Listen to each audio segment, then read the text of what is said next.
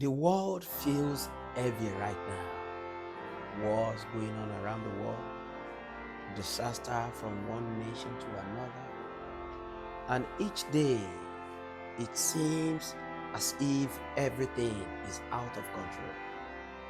And somewhere in the back of your mind, a question forms that you are almost afraid to ask out loud.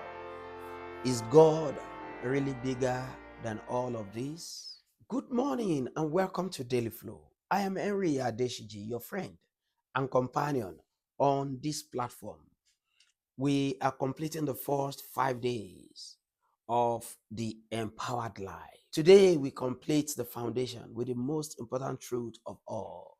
What is inside you is greater than what is against you. Please subscribe, like, and share this with your loved ones. Our scripture for meditation today is taken from 1 John chapter 4, verse 4. It says, "You are of God, little children, and have overcome them, because he who is in you is greater than he who is in the world." I want you to notice something about this verse. John does not say you might overcome.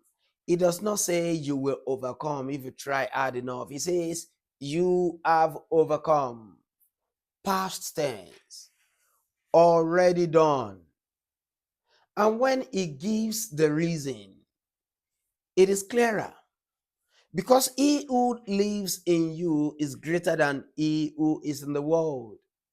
Not because you are stronger, not because you are smarter, not because you have a good strategy, but because of who lives inside you. Let me paint a picture for you. Imagine two houses on the same street, same design, same size, same construction, and a massive storm coming. The first house is empty. No one lives there. The second house has someone living inside, but not just anyone.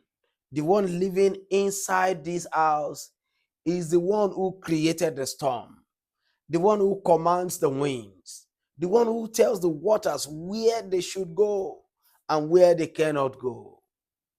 Which house will survive?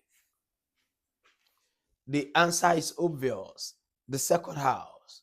You, my friend, are that second house. The God who spoke the universe into existence lives inside you. That God who parted the Red Sea and closed the mouth of lion, who turns the fiery furnace into a comfortable place for Shadrach, Meshach, and Abednego, that same God lives inside you. This is what the enemy doesn't want you to understand. He wants you to measure your problems by their size. But God says, stop measuring what's against you. Start measuring what's inside you. What's against you is temporary. What is inside you is eternal. That which is against you is created. What is inside you is the creator. Think about what it means practically. When anxiety rises in your chest, you don't face it alone. The Prince of Peace lives inside you. When sickness attacks your body, you do not fight it with just medicine. The greatest physician lives inside you. When financial pressure squeezes you from every side, you do not navigate it just with your paycheck. The provider lives in you. When that relationship feels impossible, you do not just try to fix it with your wisdom. The wonderful counselor is right there with you. You are connected to an infinite source of power. You have an infinite power source living inside you. The Holy Spirit is not just helping you from outside, it's empowering you from inside. The same spirit that hovered over the chaos in Genesis chapter 1 and brought forth creation.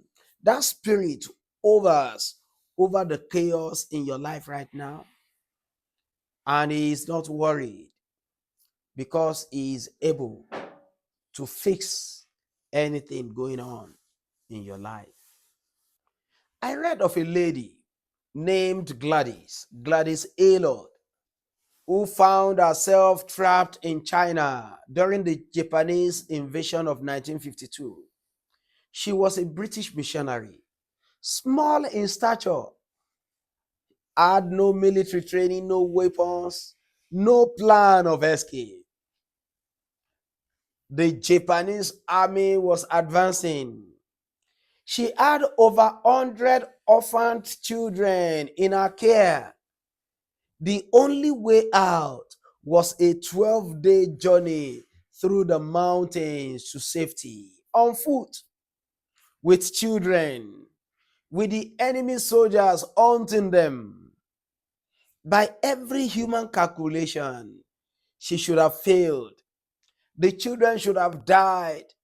She should have been captured. But Gladys knew something the Japanese army did not know. She knew who lived inside her. For 12 days, she led those children through the mountains. They faced starvation, freezing temperatures, enemy patrols, and an impossible terrain. Every single one of those children made it. And when Gladys was later asked how she survived, she said, "I did not survive. He survived. He simply carried me along." Gladys attributed her survivor to the survivor of the Lord Jesus who was living in her. He who was in her was greater than the army that was against her. This is your reality, my friend, not theory, not theology from seminary classrooms. Your reality. When you walk into that office tomorrow, the creator of the universe walks with you, inside you. When you have that difficult conversation, infinite wisdom is available inside of you. Inside of you. When diagnosis comes that feels as if everything is impossible, resurrection power is present inside of you. You are not doing life with God's help. You are doing life with God's habitation. He doesn't just help you, He inhabits you. And nothing that comes against you is greater than the one who has taken residence within you. Our action steps today should help us as we walk in this truth.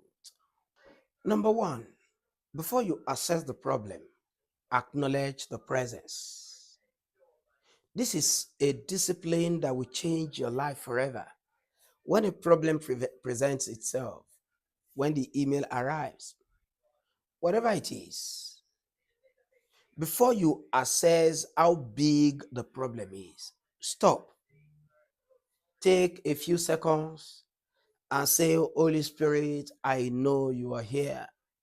You live in me and you are greater than this." Don't skip this step. It will make the difference between your victory and your failure in many of these situations. Let the presence set the context for the problem and not the other way around.